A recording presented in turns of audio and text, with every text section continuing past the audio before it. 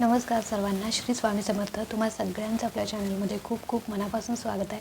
आजचा दिवस तुम्हाला खूप छान आनंदाचा जाऊ दे हीच महाराजांची चरणी प्रार्थना करते आणि आजच्या व्हिडिओला सुरुवात करूया. तर आजच्या व्हिडिओमध्ये आपण जी काही आपण नित्यसेवा करतो तर ती नित्यसेवा कशा पद्धतीने करावी, म्हणजे कोणकोणत्या प्रकारे आपण नित्यसेवा करू शकतो. बघा, आपण स्वामींच्या सेवेत येतो, स्वामी मार्गात आपण येतो आणि सगळ्यात खूप सुंदर आणि खूप भाग्यवान असतो जो स्वामींच्या मार्गात येतो, स्वामींची सेवा करायला लागतो.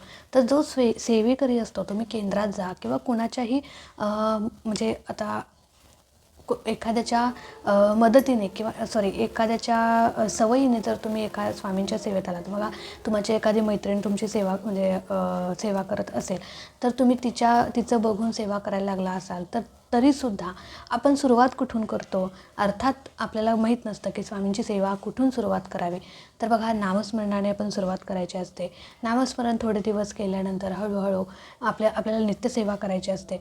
ज्यावेळी आपण केंद्रात एखादा प्रश्न घेऊन जातो त्यावेळी आपल्याला सेवेकरी ताईदादा नेहमी म्हणजे पहिला प्रश्न विचारतात की तुम्ही आधी कोणती सेवा करताय किंवा तुमची कोणती सेवा चालू आहे हे विचारलंच जातं.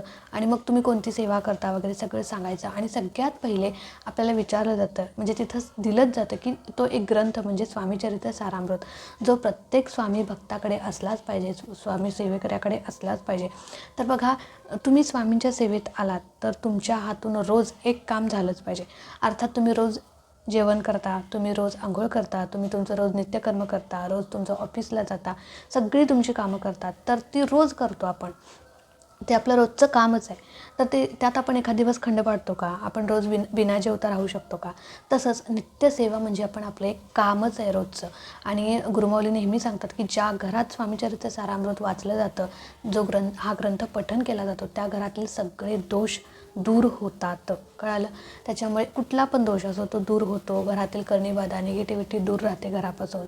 बरेच फायदे आहेत नित्यसेवेचे. आणि त्याच्यामुळे केंद्रात गेल्यानंतर पहिल्यांदा आपल्याला विचारलं जातं की ताई दादा तुम्ही कुठली सेवा करता. आणि जर तुम्ही नित्यसेवा करत असाल तर नसाल तर तुम्हाला पहिल्यांदा स्वामीचरित्र सारामृत हा ग्रंथ दिलाच जातो आणि तो आपल्याला घ्यावा लागतो. आणि तो घेतल्यानंतर आपल्याला रोज नित्यसेवाही करावी लागते. आणि प्रत्येक सेवेकराचं हे नित्यकर्म आहे, म्हणूनच त्याला नित्यसेवा म्हटलं जातं. मग नित्यसेवा, बरेच ताई विचारतात की ताई नित्यसेवा म्हणजे काय आणि रोजची सेवा म्हणजे काय. तर बघा, रोजची सेवा म्हणजेच नित्यसेवा, नित्यसेवा म्हणजेच समानार्थी शब्द रोजची सेवा लक्षात घ्या. रोज म्हणजे रोज. आता आपण रोज देवपूजा करतो तर रोज देवपूजा झाल्यानंतर रोज 3 अध्याय वाचायचेच. बघा, स्वामीचरित्र सारामृत हा काही मोठा ग्रंथ नाही आहे, फक्त 21 अध्याय आहेत यामध्ये. पण 21 अध्याय आपण आठवड्यामध्ये वाचू तर आपल्या जीवनातला म्हणजे आपला भूतकाळ, भविष्यकाळ, वर्तमान सुखकर जाईल. घरातील निगेटिव्हिटी दूर राहील, घरापासून दूर राहील. घरात जे काही वाद भांडण ते सगळं काही घरातील दोष आहेत ते सगळे निघून जातील. आणि मेन म्हणजे स्वामींचा कृपा आशीर्वाद आपल्यावरती कायम राहील, यात काही शंका नाही. म्हणून रोज तुम्हाला नित्यसेवा करायची आहे आणि ते आपलं एक कामच आहे, आपल्या डोक्यात ठेवायचं. बघा, तुम्ही एक विचार करा, तुम्ही आता टायमिंग झालं की आपल्याला 12 वाजले, 1 वाजलं, म्हणजे ज्यावेळी तुमचं जेवणाचं टायमिंग असतं त्यावेळी तुम्हाला वाटतं की आता आपल्याला भूक लागलेली आहे, आता आपण जेवलं पाहिजे. म्हणजे ते टायमिंग झालं की कसं आपला मेंदू आपल्याला सल्ला देतो की बाबा तुला भूक लागली आहे, तुला जेवायचं आहे. तसं आपल्याला एक सवय लागली पाहिजे, लक्षात घ्या, नित्यसेवेची. नित्यसेवा केल्याशिवाय माझा दिवस जाणार नाही आणि दिवस सार्थकी लागणार नाही. भले दिवसभरामध्ये तुम्ही कधी पण करा, मग रोज सकाळीच केली पाहिजे असं काही नाही. रोज तुम्ही दुपारच्या वेळी दुपारी करू शकता, फक्त 12 ते 12:30 या वेळेत करायचं नाही. दुपारी कधी पण करू शकता. म्हणजे रात्री 12 वाजेपर्यंत तुम्ही कधीही नित्यसेवा करू शकता. नित्यसेवेला काही बंधन नाही. तुम्ही आता कशा प्रकारे करू शकता. बघा, आता ताई आम्हाला खूप काम आहे, इच्छा आहे भरपूर सेवा करायची, पण एक तळमळ असते ना की तळमळ आहे, मला खूप सेवा करायची आहे पण मला घडतच नाही, मी काय करू. तर बघा, महाराज शेवटी आपले काय बघतात, आपला भाव बघत असतात. मी सगळ्यात पहिला सांगितलं की नित्यसेवा करणं आहे, नित्यसेवेला पर्याय नाही. म्हणजे पण एक म्हणतो ना की इच्छा पण आहे आणि होत पण नाही आहे. असं जर होत असेल, म्हणजे खूप इच्छा आहे सेवा करायची पण हातून घडत नाही आहे, तर काय करायचं?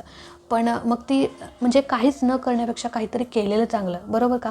म्हणून मी तुम्हाला आज एक 4 प्रकारे तुम्हाला सेवा सांगणार आहे, जेणेकरून तुमच्या घरात हा स्वामीचरित्र सारामृत ग्रंथ वाचला जाईल, पठण केला जाईल आणि त्या पठणाने, त्याच्या लहरी तरंगाने, त्याच्या वाचनाने तुमच्या घरातील जी काही निगेटिव्हिटी आहे, दोष आहेत, ते निघून जातील. घरातील संकट दूर होईल. तुमचा भूतकाळ, भविष्यकाळ, वर्तमानकाळ सगळा चांगला जाईल आणि तुमची सेवा केल्याचं पुण्यसुद्धा तुम्हाला मिळेल. नित्यसेवा केल्याचं एक समाधान तुम्हाला मिळेल. काहीच मला जमत नाही ना, मग मी हे करते. मग ते आतलं जे आपलं समाधान असतं ना, ते समाधान खूप महत्त्वाचं आहे. लक्षात घ्या बाबा, माझी नित्यसेवा तर माझ्याकडून घडत नाही आहे, ठीक आहे, पण एवढं तरी मी करते, एवढं तरी महाराज माझ्याकडून करून घेत आहेत आणि ते खूप समाधान खूप महत्त्वाचं असतं. लक्षात घ्या. आणि महाराज आपले काय बघत असतात? शेवटी मनातला भाव बघत असतात, तुमची तळमळ बघत असतात, सेवेविषयीची, महाराजांच्या विषयीची भक्तीची तुमची तळमळ बघत असतात. भले एखादी सेवा करताना तुमचा नियम चुकला तरी चालेल, पण ती सेवा करत असताना तुमचा हेतू शुद्ध होता ना, तुमची तळमळ खरी होती ना, की मनापासून तुम्ही केलं हे महाराजांनी बघितलं आहे. भले नियम चुकू दे, महाराज काही आपल्याला शिक्षा करणार नाही आहेत, पण तुमचा भाव बघतात महाराज. तुम्ही सेवा किती करता हे महत्त्वाचं नाही, तुम्ही सेवेला वेळ किती देता, किती वर्षापासून तुम्ही सेवा करता हे महत्त्वाचं नाही. भले 10 वर्ष झालं, 15 वर्ष तर स्वामी मार्गात आहे, पण रोज तुम्ही सेवाच करत नाही, फक्त मार्गात असून काय उपयोग आहे? सेवा पण तुमच्या हातून घडली पाहिजे ना. म्हणून सेवा आपण किती वर्षापासून, म्हणजे सेवेत आपण किती पण वर्षापासून असो, पण सेवेला आपण वेळ किती देतो रोजचा, ते महत्त्वाचं आहे. रोज तुम्ही 5 मिनटं द्या, पण सेवा रोजची झाली पाहिजे. लक्षात घ्या. तर आता तुम्ही कशा प्रकारे सेवा करू शकता? बघा, रोज 3 अध्याय तुम्हाला वाचायचे जमत नाहीत ना, ठीक आहे, तर तुम्ही काय करायचं? बघा, ज्यांना 3 अध्याय वाचायला जमतात त्यांनी वाचायचंच. कळालं? आता 4 प्रकारे मी तुम्हाला कुठल्याही प्रकारे तुम्ही ही सेवा करू शकता. मी काय म्हटलं आधी, नित्यसेवा हे करणं आहे, त्याला ऑप्शन नाही, पण जमतच नाही त्यांनी हे ऑप्शन तुम्ही करू शकता. म्हणजे थोडक्यात काय, तुमच्या हातून थोडी तरी सेवा घडेल म्हणून मी सांगते. तर आता काय करायचं बघा, सगळ्यात पहिले मी पहिला ऑप्शन सांगते, की पहिला ऑप्शन म्हणजे आपली नित्यसेवा, म्हणजे रोज 3 अध्याय, तारक मंत्र, 11 माळी, रोजची देवपूजा करायची. 11 माळी जमत नाहीत तुम्हाला, ठीक आहे, 11 वेळा तारक मंत्र जमत नाही, ठीक आहे, 3 अध्याय तरी वाचायला जमतात. पहिले 3 अध्याय वाचायला तरी हार्डली 5 मिनटं लागतात, हार्डली 5 मिनटं. तारक मंत्र एकदा म्हणायला 1 मिनिट लागतो. बघा, इथे तारक मंत्र मी लावूनच दिलेलं आहे. तारक मंत्र म्हणायला 1 मिनिट लागतो आणि स्वामींचे 1 माळ जप करायला तुम्हाला 5 मिनटं लागतील, ठीक आहे. तर एवढी एक 10 मिनटाची सेवा तुम्ही करू शकता, लईत लई 15 मिनटं. ही नित्यसेवा झाली तुमची. जास्तीत जास्त म्हणजे कमीत कमी आपल्याला एवढं रोज तरी करायचं आहे. कळालं? रोज 3 अध्याय, तारक मंत्र 11 वेळा जमत नाही, तुम्ही काम करता करता 10 वेळा म्हणा आणि इथे बसून महाराजांच्यापाशी 1 वेळा म्हणा, ठीक आहे. नामस्मरण तुम्हाला 11 माळी जमत नाही, ठीक आहे, काम करता करता तुम्ही नामस्मरण करत राहा, स्वयंपाक करत नामस्मरण करा आणि महाराजांच्या समोर फक्त बसून 1 माळ करा, ठीक आहे, चालेल, काही हरकत नाही. शेवटी मनातला भाव महत्त्वाचा असतो. लक्षात घ्या, मनापासून केलेलं सेवा महत्त्वाची असते. तर आता हे झालं पहिला पर्याय झाला, ठीक आहे. रोज एवढं तरी तुम्हाला करायचं आहे. आता ताई, आम्हाला एवढं पण जमत नाही, आम्ही काय करायचं? ठीक आहे, तुम्ही रोज 3 अध्याय आपण वाचतो, तर रोज 3 अध्याय म्हणजे 7 दिवसामध्ये 1 पारायण आपलं पूर्ण होतं. म्हणजे आता समजा आज कुठला वार आहे, तर आज रविवार आहे. हां, आज याचे पहिले 3 अध्याय वाचायचे. सोमवारी 4, 5, 6, मंगळवारी 7, 8, 9, बुधवारी 10, 11, 12 असे 7 दिवसात आपले 21 अध्याय पूर्ण होतात, म्हणजे 1 पारायण पूर्ण होतं. आता ताई, आम्हाला नाहीच जमत, आम्ही सकाळी गेलो की संध्याकाळीच डायरेक्ट घरी येतो, मग घरी आल्यावर घरातलं काम म्हणजे होत नाही, आम्हाला काय करायचं? तर तुम्ही 1 अध्याय तर वाचू शकता. अगदी 2 मिनटं लागतात 1 अध्याय वाचायला. तर 21 दिवसामध्ये तुमचं 1 पारायण होईल आणि यामध्ये तुमचे पिरियड्स वगैरे पण येणार नाहीत. म्हणजे जरी आले तरी काही हरकत नाही. तर तुम्ही बघा, रोज 1 अध्याय, रोज देवपूजा करायची. मी हा पहिला ऑप्शन झाला. दुसरा ऑप्शन मी तुम्हाला सांगते, की रोज देवपूजा करायची. देवपूजा तर तुम्ही करता, आता तुमच्या घरात कोणीही करो देवपूजा, पण सेवा तुम्ही करायची. तर काय करायचं? सगळ्यात पहिले देवपूजा करायची, महाराजांना प्रार्थना करायची, मुजरा करायचा आणि रोज 1 अध्याय वाचायचा. आता आज कुठला वार आहे बघा, आता मी सारखं घेते, तर आज रविवार आहे. हां, तर आज तुमची देवपूजा झाली. रोज इथे बसायला आसन घ्यायचं आणि छानपैकी कामावर जायच्या आधी आंघोळ केल्या तुम्ही देवपूजा, आता कुणीही करो, मिस्टर करो, मुलगी करो, कोणी पण देवपूजा झाल्यानंतर म्हणजे अगदी 2 मिनटात होती सेवा, 2च मिनटात, 2 मिनटात. तर अगदी पहिला अध्याय आज वाचायचा, उद्या दुसरा अध्याय वाचायचा, परवा 3रा अध्याय वाचायचा, त्याच्यानंतर 4था अध्याय वाचायचा. असं रोज एक अध्याय तुम्हाला वाचायचं आहे. कळालं? 21 दिवसामध्ये तुमचं एक पारायण पूर्ण होईल. कळालं? यामध्ये मासिक धर्म सुतक विटा आलं तर ठीक आहे, म्हणजे मासिक धर्म तुमचा आला तर तेवढे दिवस स्किप करायचे. 16 अध्यायापर्यंत तुमचं झालं आहे रोजची नित्यसेवा. 16 अध्यायापर्यंत झालं आणि तिथून पुढे तुम्हाला पिरियड आला तर ते 5-6 दिवस स्किप करायचे. 17वा अध्याय परत चालू करायचा. कळालं? अशा प्रकारे तुम्ही 21 दिवसामध्ये एक पारायण करू शकता. म्हणजे रोज तुमची सेवा देखील घडेल, सेवा केल्याचं पुण्य देखील मिळेल आणि महाराजांच्या सेवेत राहिल्याचं तुम्हाला समाधान होईल. महाराजांची आठवण तुम्ही रोज तुमच्या हातून म्हणजे तुम्ही काढाल. आणि त्याच्यानंतर रोज एक अध्याय वाचल्यानंतर भले तुम्हाला एक माळ जमत नाही ना बसून, तुम्ही आता ऑफिसला जाणार आहे तर ऑफिसमध्ये किंवा गाडीवरती बसल्यानंतर तारक मंत्र म्हणा किंवा ट्रॅव्हलिंग करताय, बसमध्ये आहात, नामस्मरण करा. श्री स्वामी इतरांच्या संग बोलण्यापेक्षा छानपैकी मस्त बाहेर बघत असं नामस्मरण करायचं. महाराजांचं मूर्ती डोळ्यासमोर आणायची, छानपैकी नामस्मरण करायचं. मोबाईल बघ आपण ट्रॅव्हलिंग करता करता बसमध्ये काय करतो, मोबाईल स्क्रोल करत बसतो. त्यापेक्षा नामस्मरण करा, म्हणजे तुमची सेवा देखील घडेल. कळालं? आणि तुमचा म्हणजे सेपरेट वेळ तुम्हाला द्यायला लागणार नाही. कळालं? तर अशा प्रकारे तुम्ही रोज एक अध्याय वाचायचा. जिथे कुठे कामाच्या ठिकाणी तुम्हाला वेळ आहे, ट्रॅव्हलिंग करताय कुठे, ज्यावेळी वेळ मिळेल तिथे नामस्मरण करायचं. आणि त्याच्यानंतर तारक मंत्र घरी आल्यानंतर तुम्ही एक वेळा म्हणू शकता. कळालं? आणि जर आता एक अध्याय वाचून झाल्यानंतर 11 वेळा स्वामींचा जप करा. श्री स्वामी समर्थ, श्री स्वामी समर्थ. एक माळ तुम्हाला नाही जमत, इतका तुम्ही बिझी आहात तर 11 वेळा नामस्मरण करा, एक अध्याय वाचा आणि एकदा तारक मंत्र म्हणा. ठीक आहे? रोज ही एवढी तरी सेवा तुमच्याकडून घडेल ना. अगदी 10 मिनिटात ही पण सेवा होते. 10 मिनिटाच्या पेक्षा पण कमी वेळ लागतो. लक्षात घ्या. बघा पहिला अध्याय इतका छोटा आहे की एकाच पानाचा पहिला अध्याय आहे. त्याच्यामुळे अशा प्रकारे तुम्ही ही 21 दिवसात सेवा करू शकता. कळालं? तर 21 दिवस पूर्ण झाल्यानंतर परत पहिल्यापासून चालू करायचं. कळालं? ज्या दिवशी नॉनव्हेज वगैरे आहे त्या दिवशी काय करायचं मी नक्की शेवटी सांगेन, त्याच्यामुळे व्हिडिओ शेवटपर्यंत बघा. आता तिसरा ऑप्शन जो आहे तो तुम्ही कशा प्रकारे करू शकता. बघा ज्यांना काहीच वेळ नाही त्यांना मी हे सांगितलं. आता ज्यांच्याकडे वेळ आहे, सेवा करायची इच्छा आहे पण कशी करायची काय करायची माहिती नाही, तर त्यांनी रोज 3 अध्याय तर तुम्ही वाचताच. कळालं? तर तुम्ही रोज 7 अध्याय देखील वाचू शकता. एखादी त्वरित फळ प्राप्तीसाठी, त्वरित इच्छापूर्तीसाठी रोज 3 अध्याय वाचण्यापेक्षा रोज 7 अध्याय वाचून 3 दिवसात एक पारायण तुम्ही करू शकता. कळालं? आणि खूप मोठी आणि खूप म्हणजे त्वरित फळ देणारी ही सेवा आहे. बघा 7 दिवसात आपलं एक पारायण पूर्ण होतं, तेच तुमचं 3 दिवसात एक पारायण पूर्ण होईल. म्हणजे एका आठवड्यात तुमचे 2 पारायण पूर्ण होतील आणि अर्ध होईल. तर अशा आठवड्यामध्ये 2 पारायण तुमचे पूर्ण होतील. म्हणजे आज 7 अध्याय, उद्या 7 अध्याय आणि परवा 7 अध्याय असे 3 दिवसात एक पारायण पूर्ण होतं. सोमवार, मंगळवार, गुरुवारपासून तुम्ही परत पहिले 7 अध्याय वाचायचे, शुक्रवारी दुसरे 7 अध्याय आणि शनिवारी तिसरे 7 अध्याय. अशा प्रकारे 3 दिवसात एक पारायण पूर्ण करायचं. मग 11 माळी, तारक मंत्र ह्या गोष्टी तर आहेतच. त्याच्यानंतरचा 4था ऑप्शन म्हणजे काय, ताई आमचं रोज ऑफिस असतं, रोज आम्ही ठरवतो पण काहीच जमत नाही, काय करू. मग अशी एखादा कशा प्रकारे आम्ही सेवा करायची.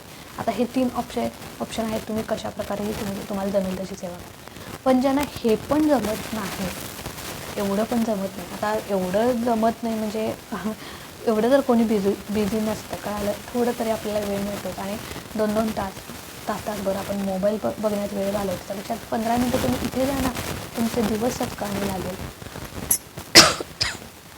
तुम्ही जे काम केलं आहे त्याचं श्रेय तुम्हाला मिळेल. म्हणजे महाराजांचा आशीर्वाद तुमच्या पाठीशी आहे. तर आता 4था ऑप्शन म्हणजे तुम्ही काय करायचं. बघा रोज तुम्हाला जमत नाही सेवा करायला, भले तुम्ही रोज देवपूजा करता पण 5 मिनटं महाराजांचं नामस्मरण करायचं. 5 मिनटं राहिलं, एक माळ तरी तुम्ही करू शकता. ठीक आहे? एक माळ करायची, रोज एक माळ तरी करायची. सकाळ करा, दुपार करा, संध्याकाळ करा, 24 तासात कधी पण करा. कळालं? पण महाराजांच्या सेवेत आपल्याला राहायचं आहे. रोजच्या रोज कुठली पण सेवा असू दे घडलीच पाहिजे आपल्या हातून. जगाच्या पाठीवर तुम्ही कितीही बिझी असा, महाराजांना गुरु करून घेतलं आहे ना, महाराज आपल्या घरात आहेत ना, अधिष्ठान त्यांच्या घरात आहे ना, त्यांची सेवा आपल्या हातून घडलीच पाहिजे. मग भले 2 मिनटं करा, 5 मिनटं करा, किती वेळ करा. हे 3 ऑप्शन झाले. आता 4था ऑप्शन म्हणजे रोज देवपूजा झाल्यानंतर तुम्ही एक माळ करायची. एक माळ करायला किती असा काही तास लागत नाही, फक्त 2 ते 3 मिनटाचं काम, 5 मिनटाचं जास्तीत जास्त काम. त्याच्यानंतर आता नामस्मरण तर झालं, पण मग आम्ही स्वामीचरित्र कसं वाचायचं.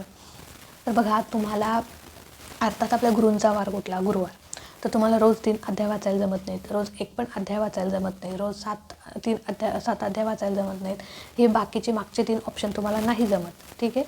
तर तुम्ही गुरुवारच्या दिवशी, कळालं, गुरुवारच्या दिवशी तुम्ही एक पारायण करू शकता. म्हणजे आठवड्याभराची सेवा तुमची एकदम होईल. कळालं? म्हणजे आता काय करायचं, गुरुवारी ताई आता गुरुवार तर आमचं काम असतं, ऑफिस असतं, असू दे. तर तुम्ही काय करायचं, सकाळी लवकर उठायचं, 5ला उठा. आता आठवड्यातून एकदा तर आपण लवकर उठू शकतो ना, म्हणजे नेहमी उठता त्यापेक्षा 1 तासभर लवकर उठायचं. कळालं? 6ला उठत असाल तर 5ला उठायचं, 7ला उठत असाल तर 6ला उठायचं, अंघोळ करायची, छानपैकी देवपूजा करायची, महाराजांची मूर्ती असेल तर अभिषेक करायचा. अभिषेक फक्त श्री स्वामी समर्थ श्री स्वामी समर्थ म्हणत जरी अभिषेक केला 11 वेळा 1 माळ तरी चालेल, जास्त काही नाही केलं तरी चालेल, पण अभिषेक करायचा. त्याच्यानंतर बघा, ज्याला करायचं आहे ना तो कसंही वेळ काढतो आणि करतो, ज्याला करायचंच नाही ना तो त्याच्यापासून पळत असतो. लक्षात घ्या. कळालं? म्हणून तुमची इच्छा असेल तर तुम्ही कितीही तुम्ही बिझी असा, तुम्ही वेळ काढणार म्हणजे काढणार. आणि ज्याला करायचंच नाही आहे तो कितीही त्याला वेळ असो तो नाहीच करणार. भले त्याला वेळ स्वामी देवोत न देवो, त्याला काम असो नसो, पण तो करणारच नाही, कारण त्याच्या मनातच नाही आहे. त्याच्यामुळे तर पण ज्याची तळमळ आहे, ज्याला खूप इच्छा आहे, तो नक्की करत असतो. कितीही एखादं काम बाजूला ठेवतो घरातलं, पण त्याची सेवा पूर्ण करतो. तर बघा, आता गुरुवारी काय करायचं, लवकर उठायचं, स्नान वगैरे करायचं, देवपूजा करायची, छानपैकी 11 वेळा महाराजांच्या मूर्तीवरती, मी 11 वेळा म्हणते आता तुम्ही खूप बिझी आहात म्हणून 1 माळ पण करू शकता. 11 वेळा स्वामींचा जप करून तुम्ही अभिषेक करायचा, मूर्ती स्वच्छ करायची, पंचोपचार पद्धतीने पूजा करायची आणि डायरेक्ट आपल्याला पारायण एक पूर्ण ग्रंथ हा वाचायचा. आता रोज 3 अध्याय वाचायला जमत नाही तर तुम्ही गुरुवारच्या दिवशी फक्त 1 पारायण करा. म्हणजे आता पूर्ण 21 अध्याय वाचायला तुम्हाला 1 तास लागतो, किंवा ज्यांचं पाठ आहे त्यांना अर्धा तास तरी लागतो, अर्धा पाऊण तास. आता मला वाचायला खरं सांगते अर्धा तासच लागतो. अर्ध्या तासाच्या वर मला अजिबात वाचायला लागत नाही वेळ. त्याच्यामुळे तुम्ही जर नवीन असाल तर तुम्हाला 1 तास लागेल, जर थोडंसं पाठ असेल तर तुम्हाला अर्धा पाऊण तास तरी लागेल. तर गुरुवारच्या दिवशी रोज तुम्हाला फक्त 1 माळ नामस्मरण करायची आणि गुरुवारच्या दिवशी फक्त तुम्हाला स्वामीचरित्र सारामृताचं 1 पारायण करायचं. लवकर उठायचं, जे काही मगाशी सांगितलं ते सगळं नित्यकर्म, देवपूजा, अभिषेक सगळं करायचं आणि डायरेक्ट तुम्ही बाकी काही न करता डायरेक्ट सेवेला चालू करायचं. 6:15 सेवेला चालू करायचं. 6:15ला बसलं की 7 वाजेपर्यंत तुमची सेवा होते, म्हणजे पूर्ण होते, अगदी 21 अध्याय वाचून पूर्ण होतात. आणि त्याच्यानंतर गुरुवारच्या दिवशी तुमची ही 1 पारायण देखील पूर्ण होतं. खूप मोठी सेवा तुमच्याकडून होईल. आणि गुरुवार हा गुरूंचा वार असतो, त्याच्यामुळे गुरुवारी जर तुम्ही 1 पारायण केला तर आठवडाभराची सेवा तुमची होईल. 1 पारायण केल्याचं पुण्य तुम्हाला मिळेल. आणि रोज तर तुम्ही सेवेत आहातच, रोज तुम्ही नामस्मरण करतायच, रोज एखाद्या वेळेस तारक मंत्र म्हणतायच.